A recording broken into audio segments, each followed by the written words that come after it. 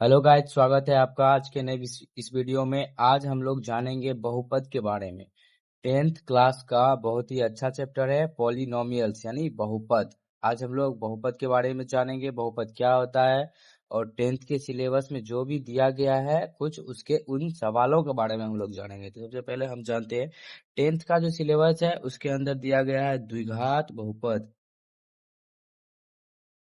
हम लोग सिर्फ सीधा पढ़ना चालू करते हैं, उतना आसपास का बात नहीं करेंगे, सीधा आप द्विघात बहुपद के बारे में जानेंगे।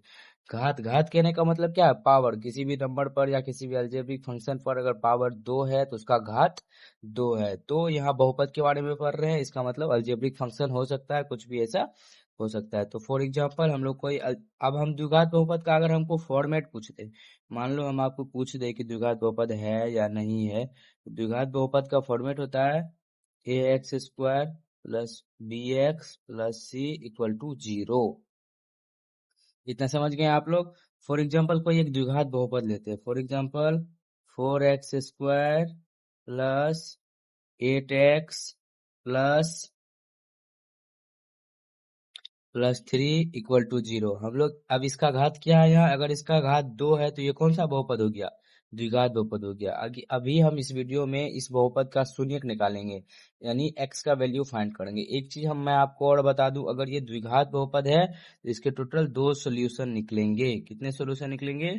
2 सोल्यूशन निकलेंगे। इसका मतलब है x का मान 2 मान निकलेगा। x के जितने भी मान, कितने मान निकलेंगे? 2 मान निकलेंगे x के। तो ठीक है, अब हम लोग शून्यक निकालते हैं। इसमें क्या किया जाता है? सबसे पहले फर्स्ट इंटू लास्ट, यानी फर्स्ट इंटू लास्ट आप मत सोचो, लास्ट में हो सकता है कि बी भी दिया हो। इसमें ए को सी से मल्टीप्लाई किया जाता है। तो ए क्या है अपना लोग का? 4, और सी क्या है? 3। 4 को 3 से मल्टीप्लाई करते, इधर रफ करके समझाता हूँ। 4 को 3 से मल्टीप्लाई करते हैं, कितना हो गया? 12 हो गया। अब इस 12 को अगर हम मल्टीप्लीकेशन के फॉर्म में लिखेंगे तो क्या लिखेंगे? 2 × 2 × 3।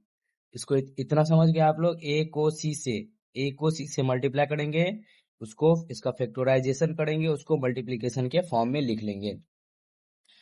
अब हम लोग को बी हम लोग को जितना दिया हुआ रहेगा इन तीनों को मिला के, इन तीनों को जोड़ के हो, घटा के हो, गुना करके हो, कोई भी चीज करके, इन तीनों में कोई 2 टर्म लेना है, कोई 2 टर्म, और उन दोनों को ऐड करके हो, माइनस करके हो। हमको कितना पुराना है?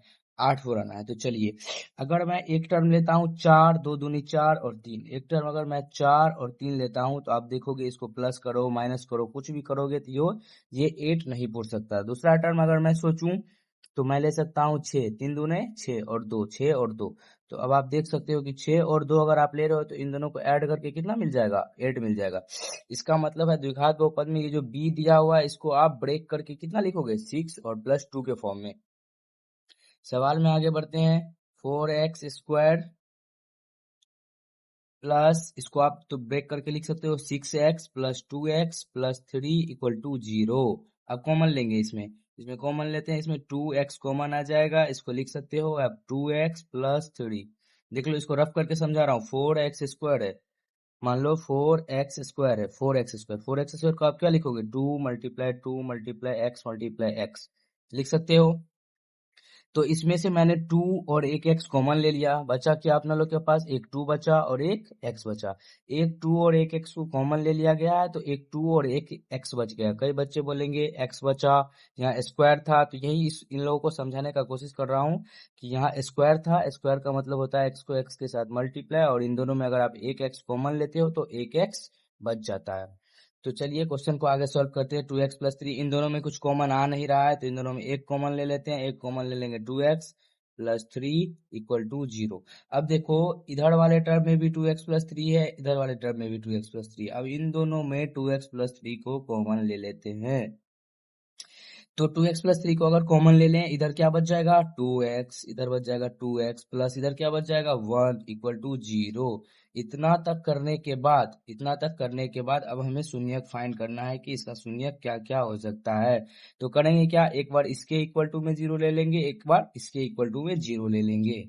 तो करेंगे 2x+3 equal to 0, 2x+3 equal to 0। अब क्या करेंगे? इसको सॉल्व करेंगे इक्वेशन को। 2x इक्वल टू 3 को इक्वल टू के इधर यानी RHS में ले जाएंगे, इसका साइन बदल जाएगा। 2 और x इधर मल्टीप्लाई में है तो x का वैल्यू हो जाएगा -3/2। अब इसके दूसरे सोल्यूशन की तरफ चलते हैं। 2x + 1 = 0, 2x = -1 और x का वैल्यू हो जाएगा -1/2। अभी आप लोग देख रहे होंगे द्विघात बहुपद था तो इसका कितना सोल्यूशन निकला? 2 सोल्यूशन। एक x का वैल्यू कितना निकला? -3/2 और दूसरे x का वैल्यू कितना निकला? -1/2। इसका मतलब है अगर कोई द्विघात बहुपद हो तो उसके कितने सोल्यूशन निकलेंगे? टोटल 2 सोल्यूशन उसके निकल सकते हैं। अब दूसरा सवाल मैं आप लोग को बताता हूं।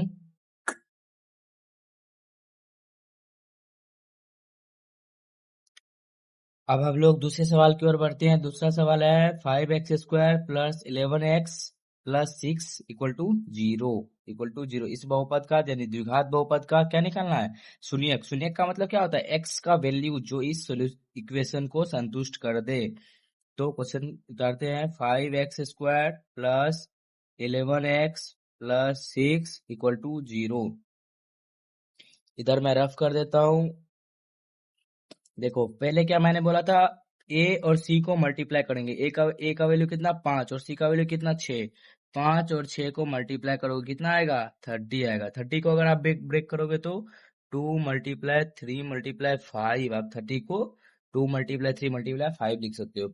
और जो भी इस b का जो वैल्यू है इसके टर्म में इन तीनों को 2 टर्म बनाना है तोड़ के, और इन दोनों टर्म को या तो जोड़ के या घटा के 11 बुलाना है। कई बच्चा बोलेंगे कि सर पहली बात तो 3 5 जा 15 और 2 ले लीजिए, 2 और 15 ले लीजिए सर। तो ऐसे कंडीशन में क्या होगा? इसको आप प्लस करके माइनस करके या फिर कुछ भी करके आप 11 नहीं बना सकते। दूसरा, अगर कोई और विद्यार्थी है, स्टूडेंट है, वो बोलेगा सर 5 2 जा 10 ले लेते हैं और 3 ले लेते हैं। मान लो कि 3 ले लेते हैं और 10 ले लेते हैं, इसको भी आप ऐड करके हो या माइनस करके हो 11 नहीं बना सकते। तो ऐसे कंडीशन में आपको थोड़ा अपना दिमाग इस्तेमाल करना है और लिखना है 6 और 5। देखो 6 और 5, अब इसको ऐड करके आप 11 बना सकते हो, कोई दिक्कत। अब हम लोग का फॉर्म तैयार हो गया कि किस फॉर्म में तोड़ के लिखेंगे। किस फॉर्म में लिखेंगे? 6 और 5। कोई जरूरी नहीं इधर 6 लिखो, इधर 5, इधर 5, इधर 6, कोई दिक्कत नहीं, जिधर आपको जो मन है वो लिख सकते हो आप। अब हम इसको लिखेंगे 5x² + 6x + 5x + 6 = 0। इस 11x को ब्रेक करके लिखा गया है 6x + 5x के टर्म में। अब कॉमन लेते हैं। 5x² को लिख सकते हैं 5 × x × x, कोई दिक्कत। और 6x को लिख सकते हैं 6 × x। अब इन दोनों में आप देख रहे होंगे कि x कॉमन आ रहा है तो इसमें x कॉमन ले रहे हैं। x कॉमन ले रहे हैं, क्या बच रहा है? 5x + 6। 5x प्लस इसमें क्या बच रहा है? 6 बच रहा है, ठीक है। प्लस इन दोनों में कुछ कॉमन आ ही नहीं रहा है तो 1 कॉमन लेंगे। 5x + 6 = 0। अब आगे बढ़ते हैं। इन दोनों में 5x + 6 इसमें भी है और 5x + 6 इसमें भी है। अब 5x + 6 को कॉमन ले लेते हैं, बच जाएगा x, इधर से आ जाएगा x, इधर से आएगा प्लस का 1 = 0। अब 0 यानी कि शून्यक फाइंड करते हैं। तो अब लिखेंगे 5x + 6 = 0, 5x = -6, x = -6/5। ये हो जाएगा x का वैल्यू यानी कि शून्यक। शून्यक निकलेगा। टोटल 2 हल निकलेंगे इसके, यानी कि x के टोटल 2 मान संभव है। क्यों? क्योंकि ये एक द्विघात बहुपद है। चलिए इसके बाद इधर सॉल्व करते हैं। x + 1 = 0, x = -1, यानी ये जो बहुपद था द्विघात बहुपद, इसका कौन कौन हल निकला है? x का जो वैल्यू है वो -6/5 निकला है, या फिर और -1, 2 हल इसके निकले हैं क्योंकि ये एक द्विघात बहुपद है।